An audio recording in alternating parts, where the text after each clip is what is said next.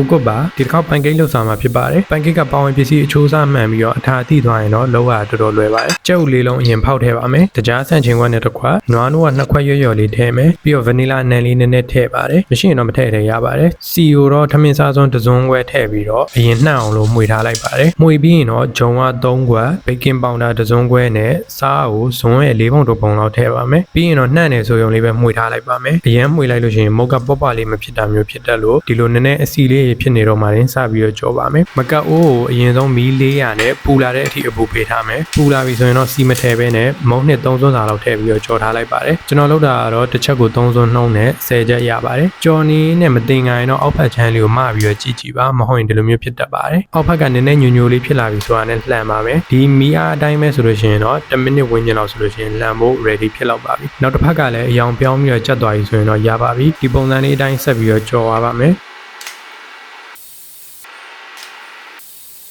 ရပြီဆိုရင်တော့ stacking လို့ syrup နဲ့ icing sugar လေးဖြူပြီးတော့စားရင်တော့ပိုကောင်းပါတယ်